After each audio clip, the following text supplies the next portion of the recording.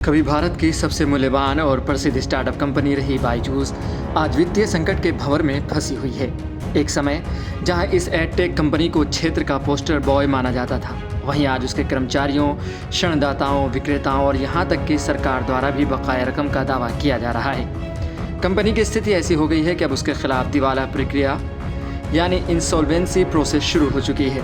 बायजूस की स्थिति तब से बिगड़ने लगी जब कंपनी पर उसके कर्मचारियों ने 300 करोड़ रुपए से अधिक का बकाया दावा प्रस्तुत किया। मीडिया रिपोर्ट्स की माने तो बायजूस की मूल कंपनी थिंक एंड लर्न के खिलाफ वर्तमान और पूर्व कर्मचारियों द्वारा दायर किए गए बकाया दावों की कुल राशि 301 करोड़ रुपए से अधिक हो चुकी है। कॉर्पोरेट दिवाला समाधान प्रक्रिया के तहत अब तक 1784 कर्मचारियों ने यह दावा पेश किया है। इसमें सबसे बड़ी समस्या यह है कि कंपनी के लिए काम कर रहे कई शीर्ष और मध्य स्तरीय कर्मचारियों ने कंपनी पर बड़ा दावा किया है। कई वरिष्ठ अधिकारियों ने 50 करोड़ रुपए से अधिक का दावा किया है, जबकि मध्य स्तरीय कर्मचारियों का दावा 10 से 30 करोड़ रुपए के बीच है।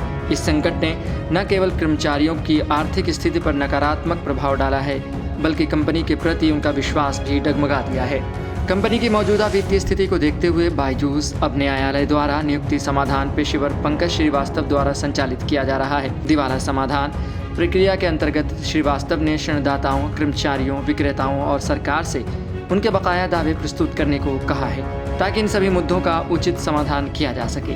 कर्मचारियों द्वारा प्रस्तुत बकाया दावे के अलावा कंपनी पर टैक्स बकाया का मुद्दा भी सामने आया है। रॉयटर्स की एक रिपोर्ट की माने तो कंपनी पर लगभग 850 करोड़ रुपए का टैक्स बकाया है। केंद्र सरकार के कर विभाग ने 18.7 मिलियन डॉलर लगभग 150 करोड़ रुपए का दावा किया है, जबकि कर्नाटक राज्य के कर विभाग ने 82.3 मिलियन डॉलर लगभग 700 करोड़ रुपए का बकाया बताया है। कुल मिलाकर कंपनी पर लगभग 101 मिलियन डॉलर भारतीय मुद्रा में लगभग 850 करोड़ रुपए का टैक्स बकाया है। कर्मचारियों और टैक्स विभाग के अलावा बायजूस पर ऋणदाताओं और विक्रेताओं का भी बकाया है।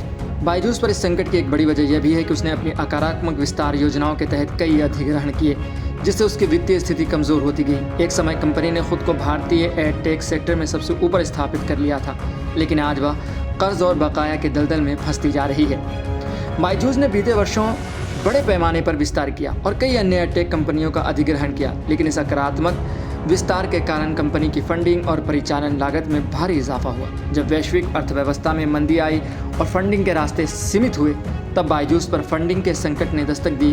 कोविड-19 महामारी के दौरान एडटेक कंपनियों में आई तेजी अब धीमी पड़ चुकी है और इसके कारण कंपनी की वित्तीय स्थिति लगातार गिरती जा रही है।